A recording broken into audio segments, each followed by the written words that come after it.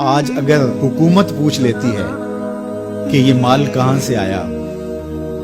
یہ بلیک منی ہے یا وائٹ منی، تو لوگوں کو جان کے لالے پڑ جاتے ہیں اور پھر ساری رات جو ہے وہ ٹیبل پہ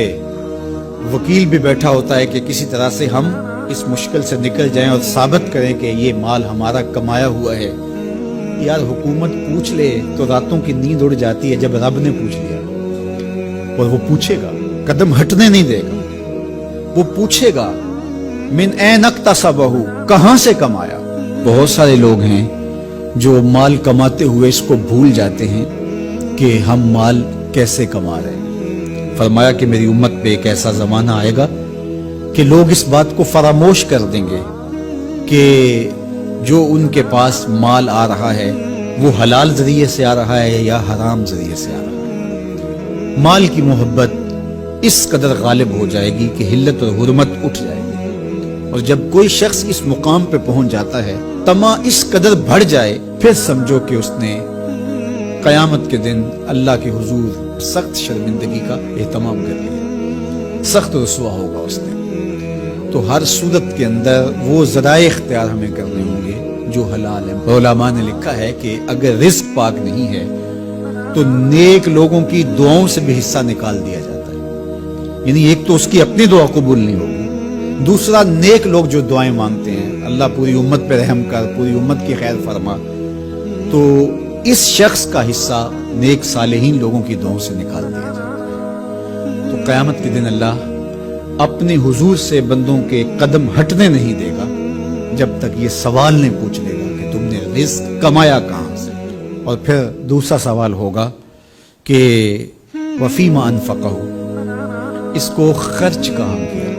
عمومی طور پہ ہم اس پہ تو زور دے دیتے ہیں کہ مال حلال ذریعے سے کمانا چاہیے، کسی سے زیادتی نہیں کرنی چاہیے، جھوٹی قسم سے مال نہیں کمانا چاہیے، کسی کو دھوکہ دے کے مال نہیں کمانا چاہیے، مال کمانے کے ذرائع اچھے ہونے چاہیے، یہ اس پر تو ہم توجہ دیتے ہیں۔ لیکن سوال یہ بھی ہوگا کہ صرف یہ مسئلہ نہیں ہے کہ تم نے کمایا کیسے، یہ بھی مسئلہ ہے کہ تم نے مال کو خرچ کہاں کیا، مصرف کیا تھی اس کے، فضول خرچی میں، اسراف میں تو وہ مال حلال کی کمائی تم نے ضائع تو نہیں کر دی۔ ہمارے مالک نے تو ہمیں جو مال ہے اس کو بے وقوف لوگوں کے ہاتھوں میں دینے سے منع کیا ہے۔ بچے ہیں جو مال کے مصرف کو نہیں جانتے، اس طرح گھر کی وہ خواتین جو مال کے مصرف کو اچھی طرح نہیں سمجھتی اور فضول خرچی کرتی ہیں، تو شوہر کی ذمہ داری ہے کہ وہ اخراجات کنٹرول کرے۔ یہ اس آیت کریمہ کی شرح کے اندر علماء نے لکھا کہ بے وقوفوں کو مال نہ دو، چونکہ وہ اگر غلط جگہ پہ خرچ کریں گے جہاں خرچ نہیں کرنا چاہیے تھا تو اس کا حساب آپ کو دینا پڑے گا۔ تو مال کو خود بھی ایسی جگہ پہ خرچ نہ کریں اور مال کا امین ان کو نہ بنائیں جو ایسی جگہ پہ خرچ کریں